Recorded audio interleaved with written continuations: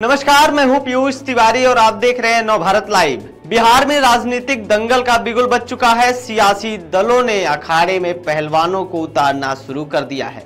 कौन जीतेगा कौन हारेगा इसका फैसला तो 6 और 11 नवंबर को जनता तय करेगी। वहीं 14 नवंबर के बाद यह तय होगा कि बिहार की गद्दी पर आखिर कौन बैठेगा। ऐसे में नया सीएम कौन बनेगा और कौन नहीं बनेगा, इससे हटकर हम आपको पुराने सीएम की एक ऐसी दिलचस्प कहानी सुनाते हैं जो बिहार के कहानी में एक ऐसे मुखिया की है जिसे इंदिरा गांधी के बेटे खफा हो गए थे और उन्हें अपनी कुर्सी से उतरना पड़ा था। यह कहानी 1980 के दशक की, जब एक मुख्यमंत्री ने कहा था कि बिहार की सियासी नब्ज पर केवल 2 लोगों पकड़ रखते हैं। इसमें पहला नाम कर्पूरी ठाकुर का आता है और दूसरा नाम जगन्नाथ मिश्रा का। मिश्रा पहली बार अप्रैल 1975 में बिहार की तख्त पर विराजमान हुए और कांग्रेस की सियासत की धुरी बना दी। वो सीएम रहे या ना रहे, बिहार में शक्ति संतुलन सदैव अपने पाले में रहा है और इसके बावजूद भी वे इंदिरा गांधी की कृपा पर आश्रित थे। इमरजेंसी के दंश का दर्द जनता भूलने लगी। बिहार में कांग्रेस की फिर से वापसी हुई और जगन्नाथ मिश्रा की दोबारा ताजपोशी होगी। वह दौर ऐसा था कि इंदिरा गांधी को खुश करने के लिए कांग्रेस पार्टी में चाटुकारिता आम बात हो गई थी। संजय गांधी के निधन के बाद 1981 में राजीव गांधी राजनीति में आए। उन्होंने बड़े राजनीतिक फैसलों में भूमिका निभाने शुरू कर दी। शुरुआत में राजीव गांधी चाटुकारों को नापसंद करते थे और भ्रष्टाचार के सख्त खिलाफ थे। जगन्नाथ मिश्रा की कार्यशैली राजीव गांधी को पसंद नहीं आई। इंदिरा गांधी की प्रिय जगन्नाथ मिश्रा को राजीव गांधी की नाराजगी के कारण अगस्त 1983 में मुख्यमंत्री पद से इस्तीफा देना पड़ा।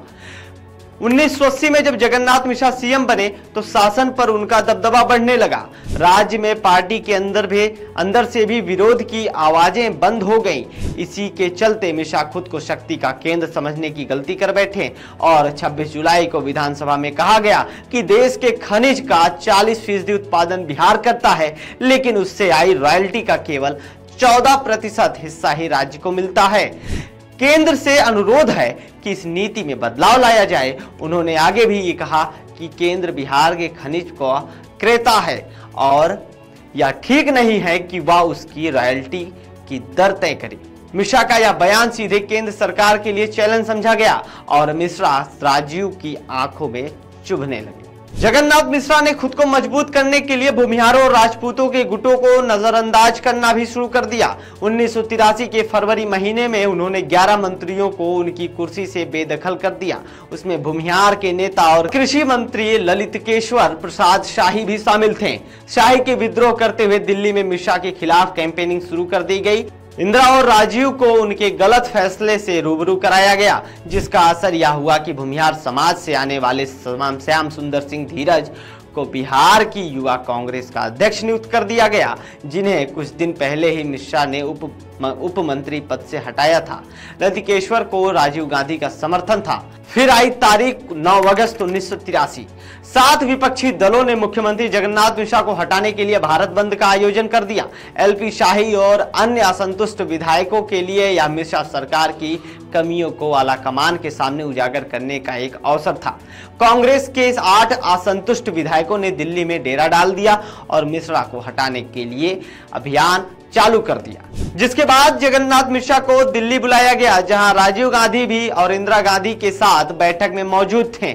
लेकिन मुख्यमंत्री जगन्नाथ मिश्रा को इस बातचीत का तनिक भी अंदाजा नहीं था कि आज आखिरी में वास्तव में क्या होने वाला है। खैर, बैठक हुई और जगन्नाथ मिश्रा दिल्ली से लौटे तो वे बाबा भोलेनाथ की पूजा करने देवघर चले गए। उन्हें लगा कि उन्हें राहत मिल गई है, लेकिन अचानक उन्हें दिल्ली से इस्तीफा देने का आदेश मिल गया। केंद्र सरकार के इस फैसले से सभी स्तब्ध थे और कहा जाता है कि राजीव गांधी के सुझाव पर जगन्नाथ मिश्रा को हटाया गया। इसके अलावा केंद्रीय नेतृत्व ने डॉक्टर मिश्रा को अपनी पसंद के किसी भी विधायक को मुख्यमंत्री बनाने से रोकने की व्यवस्था भी की गई थी। उन्होंने स्वतंत्रता दिवस के एक दिन पहले यानी 14 अगस्त 1983 को इस्तीफा दे दिया। बिहार विधान परिषद के सदस्य चंद्रशेखर सिंह को तब नया मुख्यमंत्री नियुक्त किया गया। वैसे कैसी लगी ये कहानी आपको? कमेंट बॉक्स में जरूर लिख करके बताएं।